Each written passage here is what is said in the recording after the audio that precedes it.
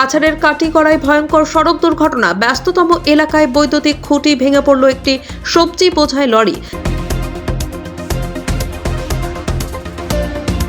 ঠিক সেই সময় বিদ্যুৎ না থাকায় বড় রকমের অঘটনের হাত থেকে রক্ষা। আজ দুপুর নাগাদ কাটিগড়া বড়খলা সংযোগী সড়কের কাটিগড়ার গণিগ্রাম সংঘটিত হয়েছে একটি দুর্ঘটনা।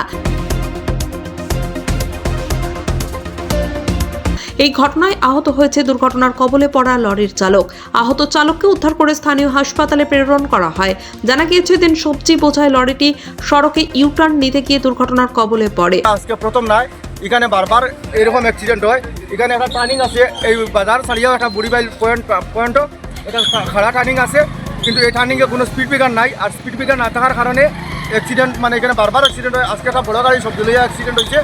আর এই জায়গাটা ছাড়ার পরেও মনে হয় একটা গণিগ্রাম বাজার আছে। গণিগ্রাম বাজার এখানেও দুইটা স্কুল আছে, হাই স্কুল আছে, এমপি স্কুল আছে, হসপিটাল আছে, বাজার এরিয়া আছে, কিন্তু কোনো জায়গায় কোনো স্পিড ব্রেকার নাই। এই স্থানে বারবার দুর্ঘটনা ঘটছে। এই স্থানে স্পিড ব্রেকার বসানোর জন্য যদিও দীর্ঘদিন ধরে স্থানীয়রা পূর্ত বিভাগের কাছে দাবি জানিয়ে আসছেন, কিন্তু আজ অবধি তাদের দাবি অনুযায়ী বসানো হয়নি স্পিড ব্রেকার।